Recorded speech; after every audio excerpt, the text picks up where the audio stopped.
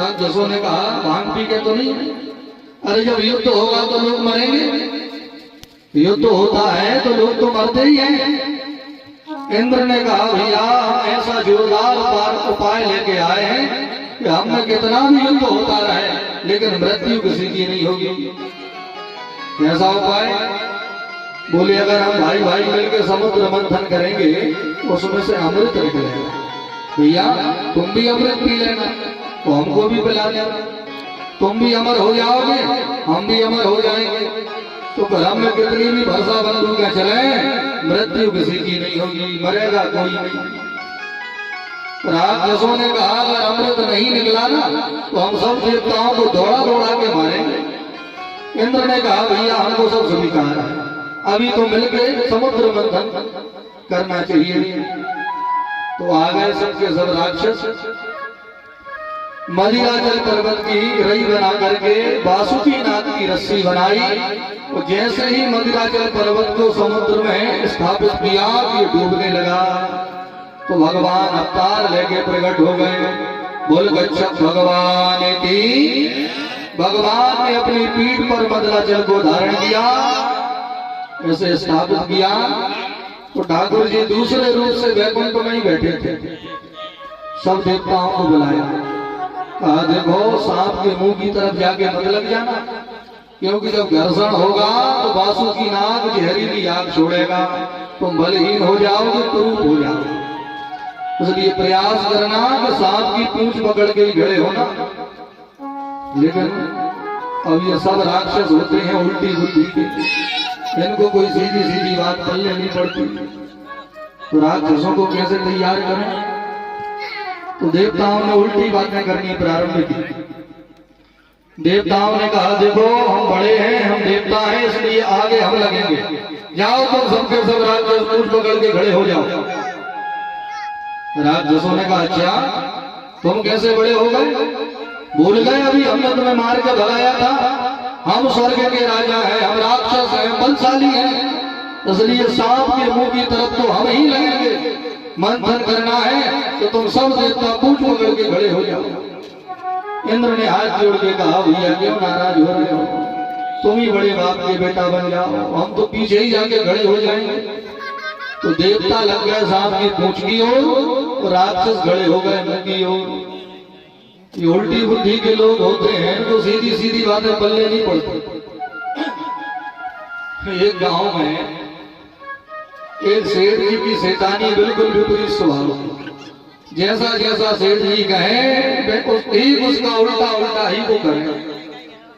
जैसे किसी दिन सेठ जी कहे भगवान आज हमको यात्रा पर जल्दी जाना है, भोजन थोड़ी जल्दी बना देना। तो पता चला कि दिन भर भोजन का कोई ठिकाना ही नहीं। वो किसी दिन कहा कि आज तबीयत थोड़ी ठीक नहीं है, भोजन आराम से ही बनाना। तो सुबह 7 बजे ही सब तैयार।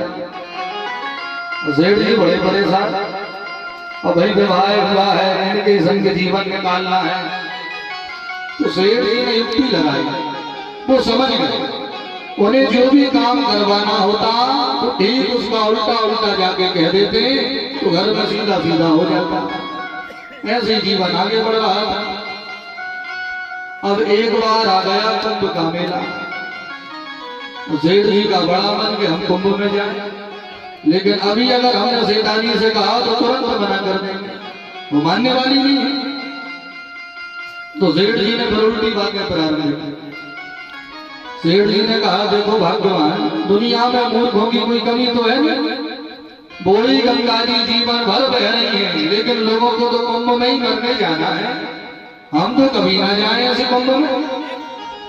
शैतानी ने कहा अच्छा 12 साल में एक बार आता है, तुमको नहीं जाना तो बैठे रहो घर में, मैं तो जरूर जाऊंगा। सेठ जी तो यही चाहते थे। सेठ जी ने कहा ठीक है अब तुम्हारा मन है तो हम भी चलेंगे, लेकिन खबरदार रास्ते के लिए कुछ भी तुमने बना के रखा था, इतना वजन कौन ढोएगा?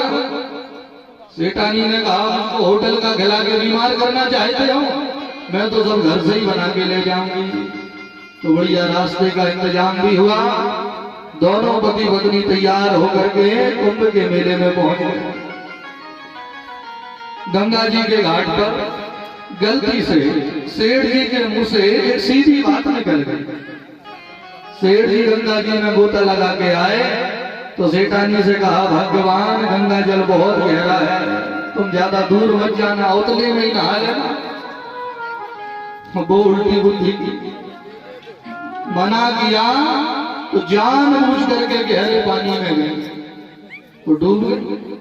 वो जैसे ही डूबी तो हाहाकार मच गया। सेठ जी खूब जोर जोर से चिल्लाए, अरे भैया हमारी पत्नी गंगा जी में डूब गई।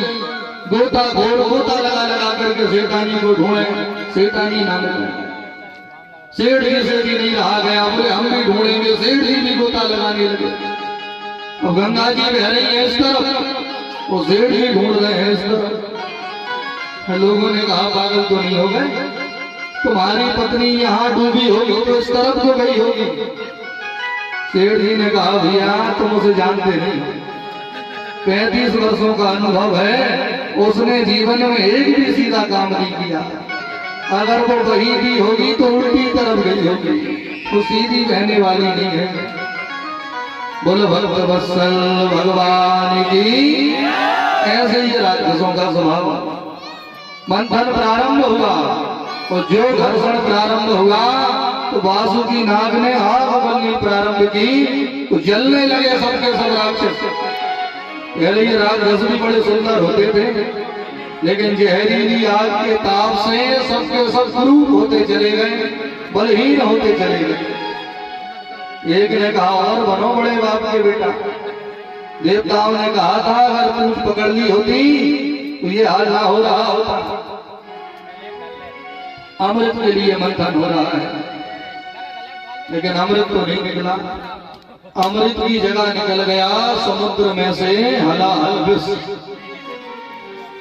त्रिलोकी को भस्म करने वाला विष जैसे ही समुद्र में से निकला तो हाहाकार मच गया। देवता राक्षस सब ने हाथ खड़े कर दिए, भैया हम इस जहर को नहीं ले सकते। जब देवताओं के बस की बात नहीं रही तो सभी को महादेव का ध्यान आ गया। देव देव महादेवा भूतात्मन भूत भावना त्राहिना शरणापन्ना त्रैलोक्यम दहनात् विशाल। सब भोलेनाथ के पास में पहुंच गए। हे देवादिदेव महादेव, त्रिलोकी को भस्म करने वाले इस विष से हम सबकी सहायता करो। भोलेनाथ ने कहा, हम क्या करें? अमृत निकलता तो खुद भटक जाते, तो जहर लेके मेरे घर आ गए। पास में भवानी बैठी है, पार्वती मैया बैठी है। भोलेनाथ ने कहा, भवानी ये सबके सब देवता हमको जहर पिलाने आए, बोलो तुम्हारी क्या इच्छा है, पी जाए जहर? भवानी सीधा सीधा तो नहीं कह रही है कि पी जाओ। भवानी कह रही है, प्रभु वही करो जिसमें सबका भला हो। भोलेनाथ ने कहा, समझ गए भाई, सबके बदले हम ही पी जाए, उसी में सबका भला होगा। ले आओ भैया। अब भवानी की इच्छा है तो जहर हम ही पिएंगे। दोनों हाथों की अंजलियों को भोलेनाथ ने ऐसे जोड़ा और दोनों हाथों की अंजलियों में पूरा जहर धारण कर लिया।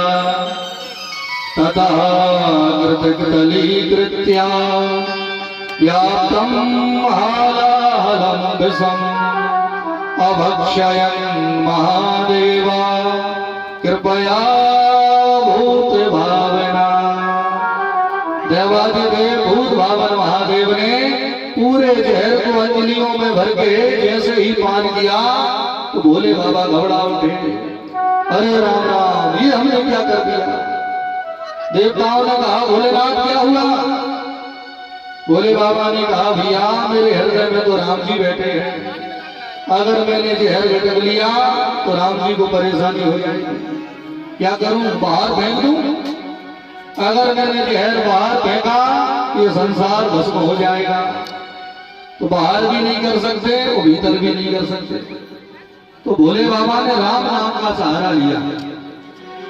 जब हम लोग राम बोलते हैं ना तो रा बोलते ही हमारा पूरा मुंह खुल जाता है। रा रा बोल करके मुंह खोला, जहर मुंह में